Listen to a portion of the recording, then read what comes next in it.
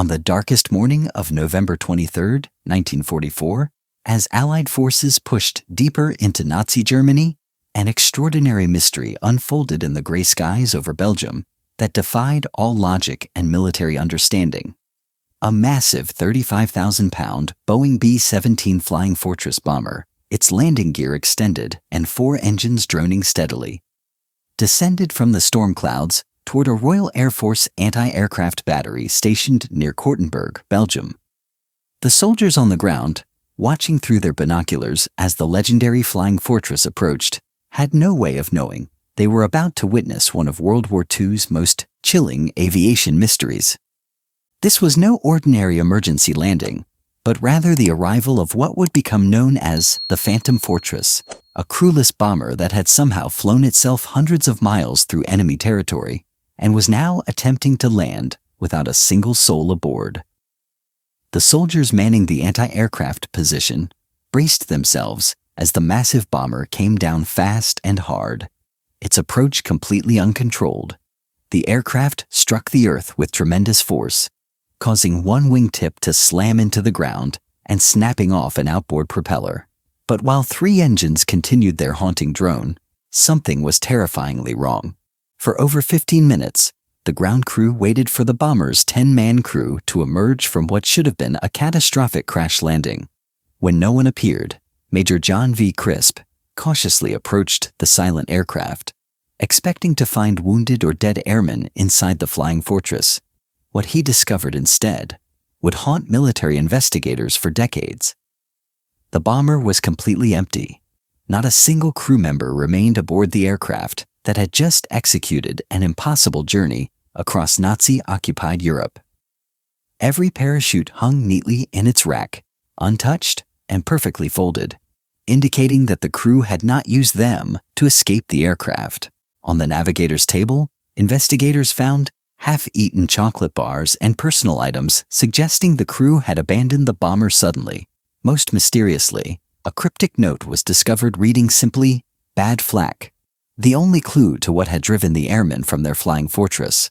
But if the crew had bailed out over enemy territory, how had this massive bomber continued flying for hundreds of miles, navigating through German air defenses, crossing into Allied territory, and then landing itself with precision that would challenge even experienced pilots?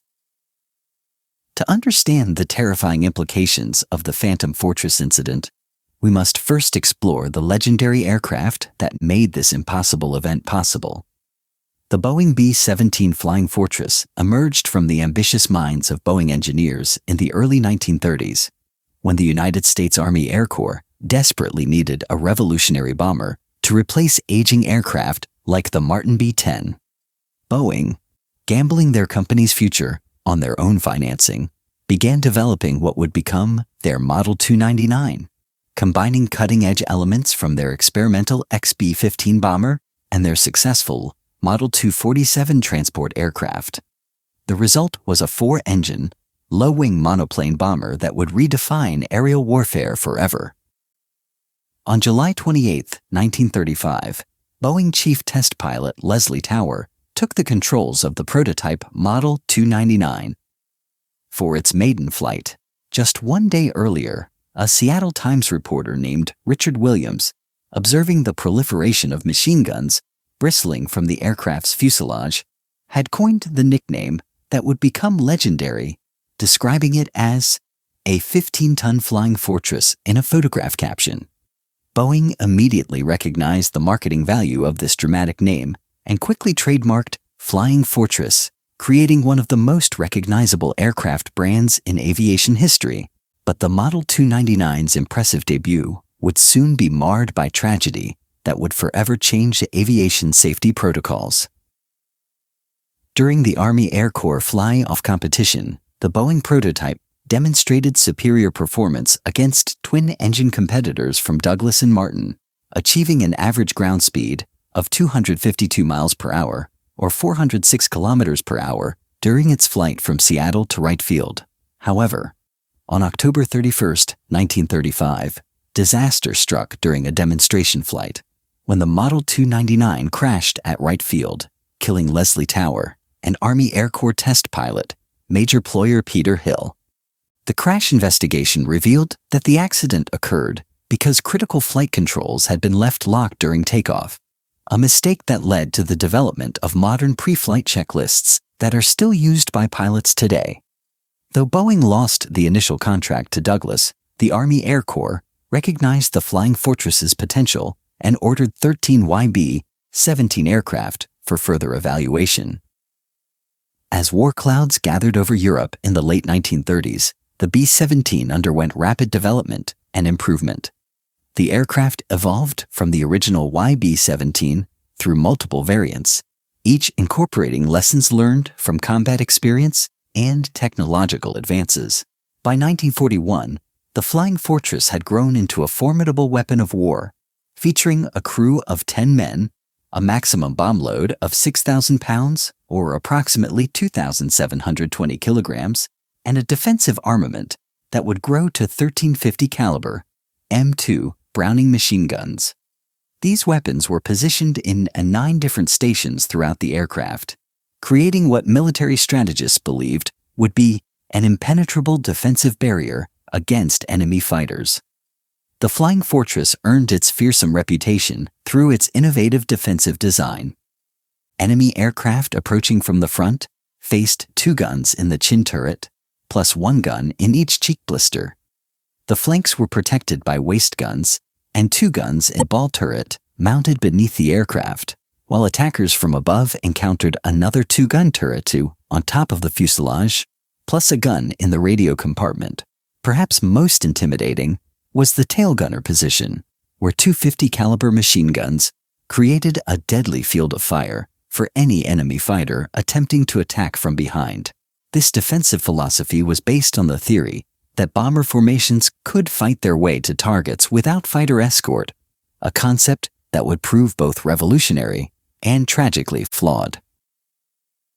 When the United States entered World War II, following the attack on Pearl Harbor, the B-17 Flying Fortress became the backbone of America's strategic bombing campaign against Nazi Germany. The first B-17 raid in Europe occurred on August 17, 1942, when 12 bombers attacked railroad marshalling yards in Rouen, France. As American bomber strength built throughout 1942 and 1943, the Flying Fortress began penetrating deeper into German territory, carrying the war directly to Nazi industrial centers and military installations. But these early missions would reveal the terrible cost of daylight precision bombing against a determined and well-equipped enemy. The darkest chapter in Flying Fortress history unfolded on October 14, 1943, during the second raid on the German ball-bearing factories in Schweinfurt. This mission, which became known as Black Thursday, demonstrated the deadly effectiveness of German air defenses against unescorted bombers. Of the 291 B-17s that participated in the raid, 60 were shot down, and another 17 were so badly damaged they would never fly again. Over 600 airmen were killed, wounded, or captured in a single day, representing losses that the 8th Air Force could not sustain. The myth of the self-defending bomber formation had been shattered by the harsh reality of modern air warfare. However, salvation came in the form of the North American P-51 Mustang fighter, which began reaching the 8th Air Force in sufficient numbers to provide escort coverage all the way to German targets and back. With long-range fighter protection, the Flying Fortress could finally achieve its designed mission of precision daylight bombing. By September 1944, 27 of the 42 bomb groups in the 8th Air Force and 6 of the 21 groups in the 15th Air Force were equipped with B-17s. These aircraft would go on to drop over 640,000 tons of bombs on Nazi Germany and occupied territories, representing 42% of all Allied bombing tonnage in the European theater. The combat effectiveness of the Flying Fortress was demonstrated not just through bombing statistics, but through remarkable individual aircraft achievements. In the Pacific Theater, one heavily modified B-17 nicknamed Old 666 became the most heavily armed Flying Fortress of the war, bristling with 19 machine guns instead of the standard 13. This aircraft survived some of the most intense aerial battles in the Pacific, proving that the flying fortress concept could be adapted for different combat environments and threats. Such modifications showed the aircraft's inherent flexibility and the ingenuity of American ground crews, who continuously improved their bombers' capabilities throughout the war. The mysterious Phantom Fortress incident of November 23, 1944, occurred during this period of peak flying fortress operations over Europe. The crew that had abandoned their bomber was later found safe at an Allied airbase in Belgium, having successfully bailed out when their aircraft was severely damaged by German flak during a bombing mission over Merseburg, Germany. Lieutenant Harold de Bolt, the aircraft's experienced pilot, had ordered the crew to abandon the bomber when it dropped to 2,000 feet and appeared to be in an unrecoverable situation. What they could never have anticipated was that their flying fortress would continue flying on autopilot for hundreds of miles, navigating through enemy airspace, and somehow executing a landing at a friendly airfield. The technical explanation for this seemingly impossible event lies in the flying fortress's advanced autopilot system and inherent aerodynamic stability. During World War II, the B-17 was equipped with a Sperry autopilot system that could maintain straight and level flight for extended periods without human intervention. When Lieutenant Diebold engaged the autopilot before bailing out, the system continued controlling the aircraft's flight path, maintaining altitude and heading as programmed. The bomber's natural aerodynamic stability, combined with its robust construction, allowed it to continue flying, even with battle damage that would have destroyed lesser aircraft. But the mystery deepens when considering how the Phantom Fortress navigated through German air defenses and found its way to Allied territory. Military investigators theorized that the aircraft may have simply continued on its programmed heading, which happened to point toward Belgium and friendly airfields. The bomber's high altitude during the bailout gave it sufficient time and distance to glide considerable distances, even if engines failed. Weather conditions on November 23rd included heavy cloud cover that may have concealed the aircraft from German fighters and anti-aircraft batteries. However, the precision of the landing itself remains one of aviation's most puzzling mysteries, as autopilot systems of that era were not capable of executing landing procedures. The broader implications of the Phantom Fortress incident highlight the remarkable engineering achievement that the B-17 represented. Boeing had created an aircraft so stable and well-designed that it could continue flying and even land itself under extraordinary circumstances. This inherent stability was built into the flying fortress from its earliest design stages, when Boeing engineers prioritized ruggedness and reliability over raw performance. The aircraft's thick wing design provided exceptional lift characteristics, while its sturdy landing gear and robust fuselage structure could absorb tremendous punishment and still bring crews home safely. Throughout the war, countless flying fortress crews owed their lives to the aircraft's legendary toughness. Bombers returned to base with engines shot out, control surfaces destroyed, and massive holes torn in their fuselages by enemy fire and flak. Some aircraft landed with their tail sections nearly severed, while others made emergency landings on 3 engines, or even 2. These survival stories became legendary within bomber crews, reinforcing their confidence in the Flying Fortress's ability to bring them home from the most dangerous missions over Nazi Germany. The production record of the Flying Fortress reflects both American industrial might and the urgent demands of global warfare. From 1936 through 1945, American factories produced 12,731 B-17s, making it the third most produced bomber of all time, behind the consolidated B-24 Liberator and the German Junkers Ju-88. Boeing's Seattle plant, along with manufacturing facilities operated by Douglas Aircraft in Long Beach, California, and Lockheed Vega in Burbank, California, churned out Flying Fortresses at an unprecedented rate. At peak production, these factories delivered aircraft faster than crews could be trained to fly them, demonstrating the massive scale of American wartime manufacturing capability. The human cost of flying fortress operations was staggering, yet crews continued volunteering for these deadly missions over Nazi Germany. The 8th Air Force alone lost 4,754 B-17s to enemy action, accidents, and operational causes during the war. Each aircraft represented the potential loss of 10 highly trained airmen, including pilots, bombardiers, navigators, engineers, radio operators, and gunners. Many crew members completed their required 25 mission tours, but others were shot down on their first mission over enemy territory. The psychological pressure of flying repeated missions into heavily defended German airspace created mental stress that military medicine was only beginning to understand. Despite these losses, the strategic bombing campaign achieved its primary objectives of destroying German industrial capacity and forcing the Luftwaffe to divert resources from other fronts. The precision bombing attacks conducted by flying fortress formations systematically dismantled Nazi Germany's ability to produce aircraft, fuel, ball bearings, and other critical war materials. By 1944, German aircraft production had been severely disrupted, and fuel shortages grounded many remaining Luftwaffe fighters. The psychological impact on German civilian morale was equally significant, as the constant presence of Allied bombers demonstrated that Nazi air defenses could no longer protect the homeland. As the war in Europe drew to a close in early 1945, the role of the flying fortress began transitioning from combat operations to peacetime duties.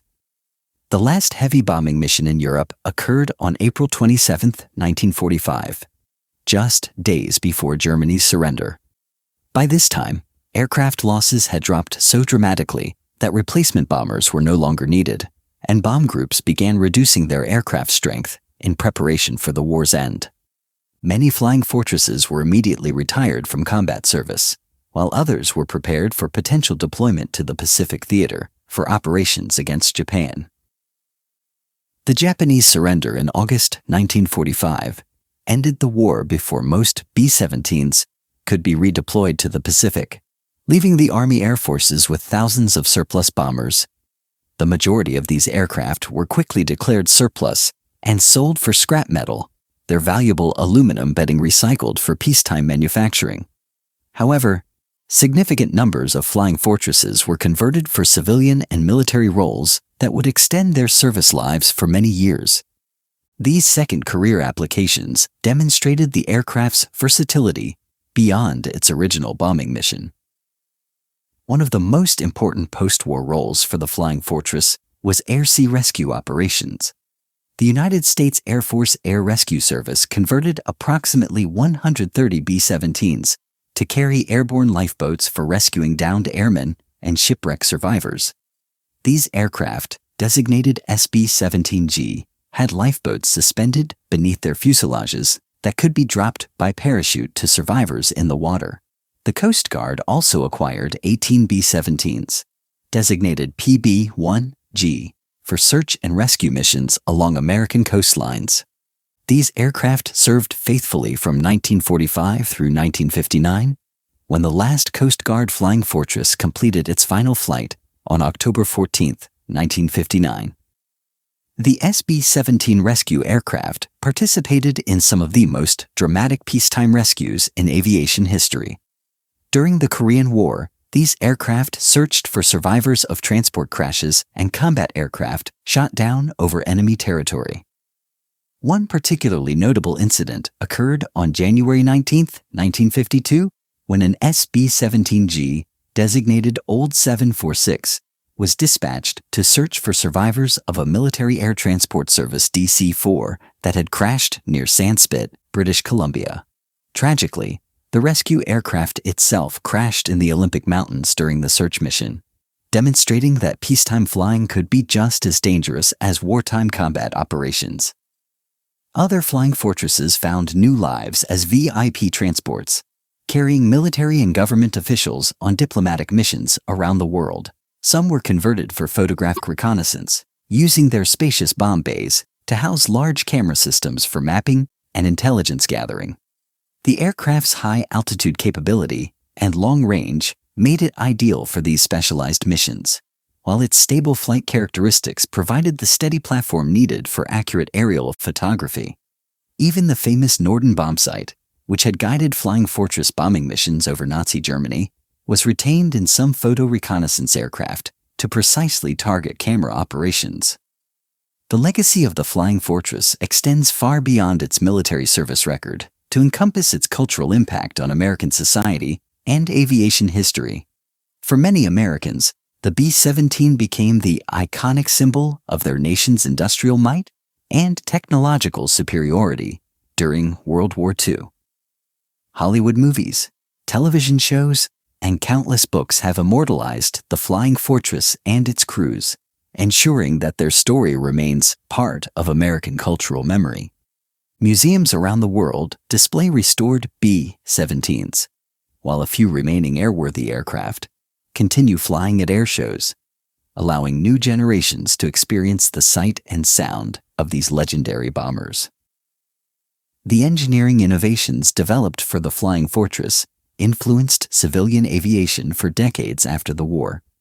Boeing's experience building large, multi-engine aircraft with pressurized cabins and advanced systems provided the foundation for their post-war success in commercial aviation.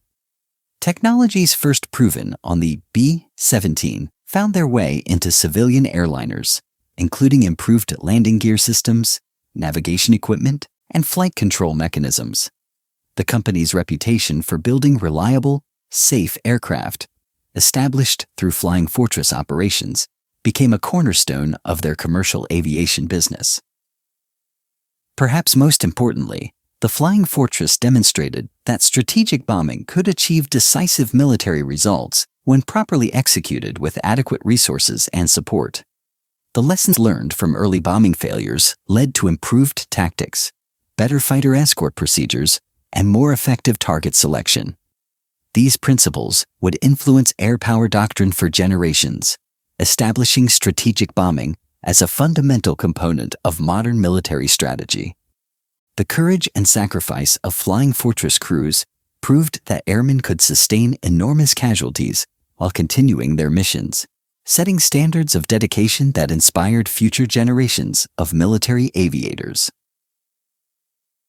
The mystery of the Phantom Fortress remains one of World War II's most fascinating unsolved puzzles, representing the intersection of advanced technology, human courage, and the unpredictable nature of warfare.